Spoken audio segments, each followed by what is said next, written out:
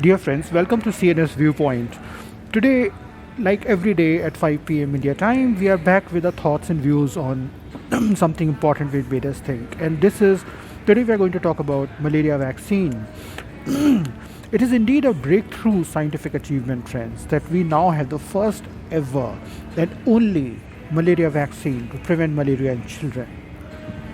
This is an important and very long awaited 34 or some years have passed by. After such a long research that we have the malaria vaccine, which is in addition to existing range of scientifically proven methods to prevent malaria.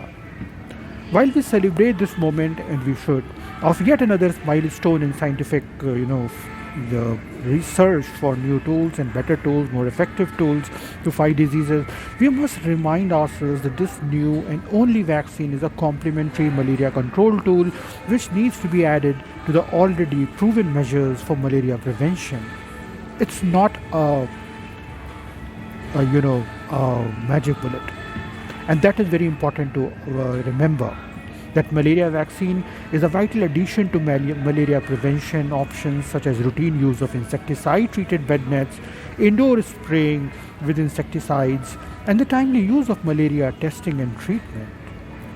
But we have to also acknowledge that access to these proven methods to save lives from malaria has been far from satisfactory. As a result of which, we know that as per the latest report of the Global Malaria Report data, 229 million people got malaria in 2019 compared to 228 million. So 228 million got malaria in 2018, 229 million people got malaria in 2019. So malaria, the cases rose a little bit, and deaths were 409,000, almost half a million deaths due to malaria in 2019. There is a very slight decline by 2,000 deaths if we compare it with the data of 2018. As we all know, children under 5 are at greatest risk of this life-threatening complications of malaria. So that's another extremely worrying thing, that most of the deaths due to malaria are happening in children, and children under 5 are at the greatest risk. And no wonder that despite unprecedented progress in the recent 2 decades in the fight against the ancient disease of malaria, malaria remains one of the world's leading killers, claiming the life of one child every 2 minutes. One child every 2 minutes, and most of these deaths are in Africa.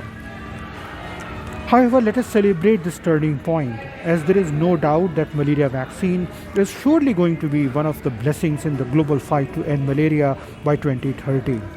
Clock is ticking, friends. 110 months are left as of October 2021 to end malaria worldwide. Let us also make doubly sure that we scale up the rollout and access to all the scientifically backed methods to save lives from malaria, including the vaccine. So let us know more about this vaccine. This vaccine is for children, and it is recommended by the World Health Organization on early October 2021 for regions which has moderate to high Plasmodium falciparum malaria.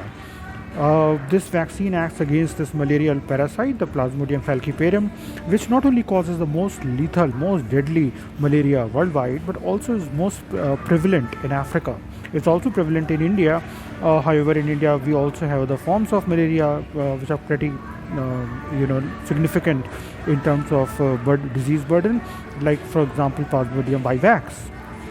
The scientific research for this malaria vaccine was going on since more than 30 years. I think 34 years, if I remember correctly. In 2015, the WHO had decided to go ahead with a pilot in African regions of this vaccine.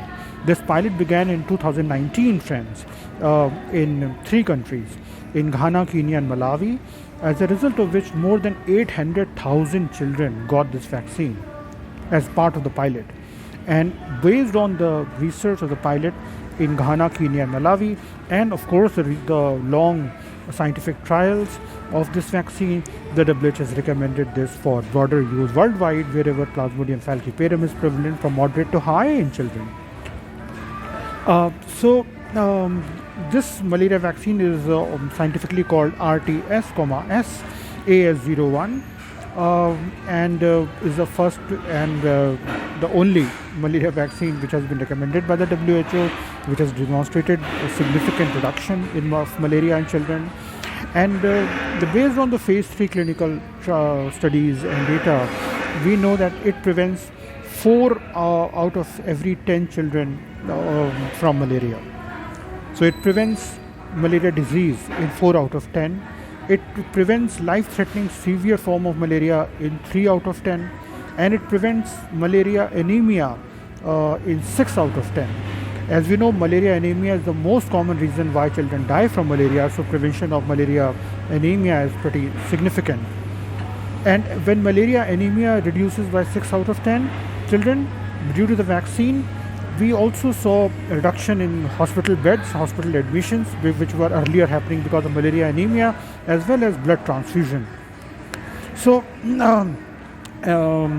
so this is quite a significant impact, yet not a magic bullet. This is something which we need to remember, because we cannot let programs on other malaria prevention methods, such as for insecticide treated bed nets, for example spraying, or diagnosis and treatment of malaria, etc.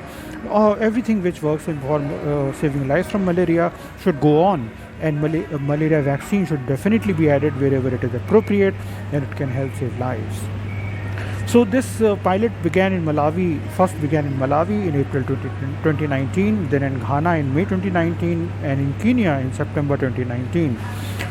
And as I said, it enrolled more than 800,000 children who were given the vaccine. The vaccine is given in 4 doses. The first 3 doses are given after age of 5 months. So at a month gap, so say 5, 6, 7, or between 5 to 9 months, all the 3 doses are given. And the 4th dose is given at the 2nd year, when the child completes 2 years of life age. So, but the World Health Organization has said that the 4th dose, whether we should give 4th dose or not and how effective it is, we don't know yet. So they are still awaiting more evidence on that to make a more strong recommendation whether 4th dose is recommended or not. So more important was that this pilot also showed that it is feasible to deliver. So vaccine introduction is feasible. It improves health and saves lives with good and equitable coverage of the vaccine through routine immunization systems. And this occurred even despite the COVID-19 pandemic. Also, this vaccine reached the unreached, because the data from the pilot program showed that more than 2/3 of the children in the 3 countries who were not sleeping under a bed net were benefiting because of this vaccine. 2/3 of the children, 2/3 of the 800,000 children who got this vaccine were not sleeping under the bed net. So bed net program was not able to reach them, 2/3 of them, but the vaccine could. So it's good. Layering the tool results in that approach helped, and there was no reduction in other uptake of other preventive methods of malaria, for example bed nets or spraying or other diagnosis and treatment. So I think this is pretty significant.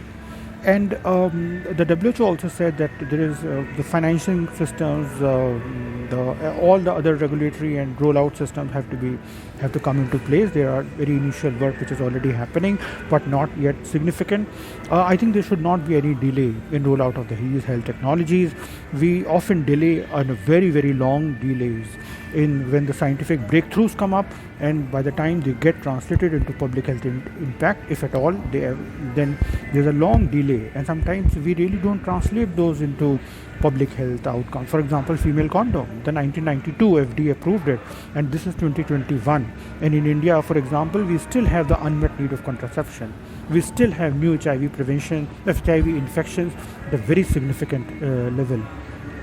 We still have women and girls who are unable to protect themselves from HIV and STIs and unintended pregnancies, not just in India but all around the world.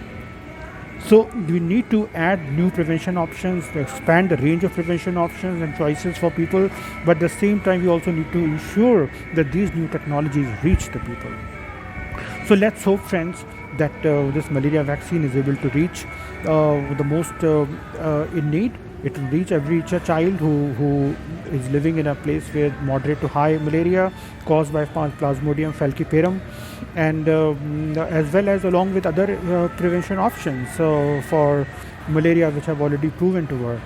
So, with these words, I will end this CNS viewpoint, and we will see you again tomorrow at 5 p.m. with the thoughts and views and perspectives and opinions on something which made us think. Thank you. Bye bye. Stay safe.